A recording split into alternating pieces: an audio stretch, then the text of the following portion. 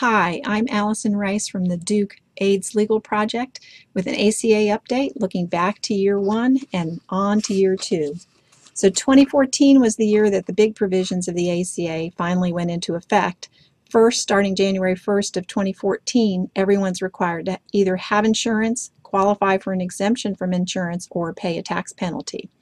We also got one new coverage option: subsidized insurance through an insurance exchange, also known as a marketplace, the infamous healthcare.gov. So what was new with insurance? Standardized benefits, including free preventative care, no pre-existing conditions.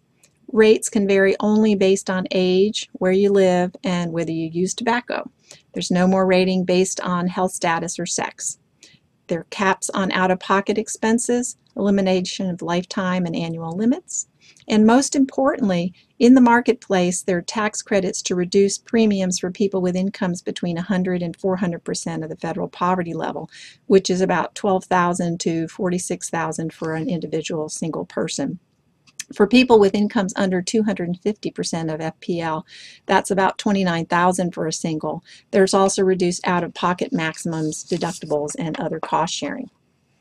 In North Carolina, the new marketplace was reasonably successful. Our state had the 5th highest enrollment of any state. Competition could have been a bit better. Only 2 companies participated: Blue Cross Blue Shield and Coventry. Blue Cross had plans in all 100 counties, and Coventry served only 39 counties. Enrollment of people with HIV was not so hot. Enrollment numbers aren't broken down by disease, so it's hard to know exactly how many did enroll, but our state ADAP program only identified 103 clients who enrolled in insurance out of about 1,200 who would have qualified. You can probably guess why. First, the feds wisely decided not to kick ACA eligible clients off Ryan White or ADAP. That would have created a public health nightmare. But because Ryan White clients had a fallback for getting essential services, many chose not to enroll, even though they're exposed for hospitalizations or non-HIV related conditions. Many were just afraid of change. They figured, if it ain't broke, don't fix it. I'm getting good care through Ryan White. Most were also concerned about cost, understandably. Even with a subsidy, paying a premium means diverting limited funds from rent, utilities, food, or transportation. And if people don't appreciate the value of insurance, have never had it before, they may not see why that trade-off would make sense. Even if a patient was willing to swallow the premium, the cost sharing really presented an obstacle.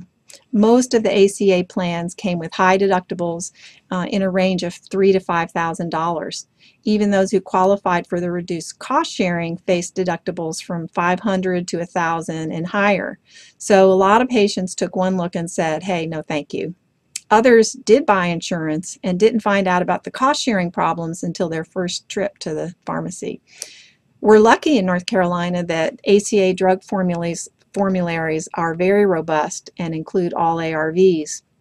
The problem, though, is that in most of the plans, ARVs are on the highest drug tier, most expensive, with cost sharing ranging from 25% all the way up to 40% of the drug cost. So that could translate into a bill at the pharmacy of $800 for the patient's ATRIPLA, even with insurance. Copay cards have helped some patients. Also in April, a new resource called the PAN Foundation started offering help with drug costs for the underinsured. The PAN Foundation pays all drug cost sharing for qualifying underinsured patients. Just Google PAN Foundation for an easy online application. This has really been a lifesaver for many, many patients. The state ADAP program is also interested in assisting patients who enroll in ACA insurance. In many states, ADAP pays premiums and/or cost sharing for ADAP eligible clients who move to insurance. North Carolina's ADAP program is working to get the necessary approvals in state government so that they can offer this assistance, so stay tuned on that. Looking into the future, here's what you should be aware of.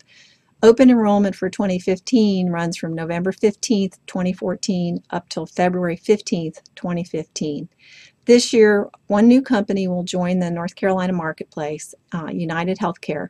Blue Cross is offering a new plan in the Charlotte area called Blue Local, which will be a narrow network HMO product centered on Carolina's health system. No Blue Cross plan included CHS last year, so this should really improve choices in the Charlotte area.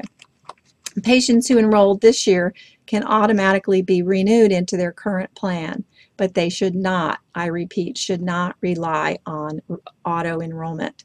They need to go online to healthcare.gov, update their income, and reevaluate their options. Plans will have some changes, and there'll be some new options in pricing. Subsidies can change drastically from last year, even with the same income and the same insurance plan.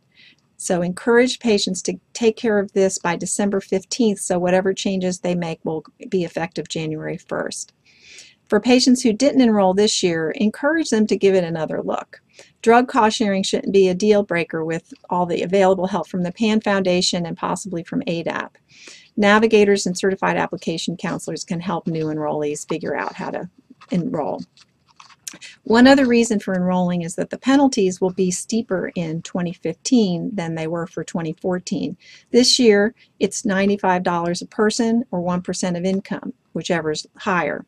Next, the penalty goes up to $325 a person or 2% of income. Even if patients don't sign up for insurance, they should be encouraged to seek an exemption.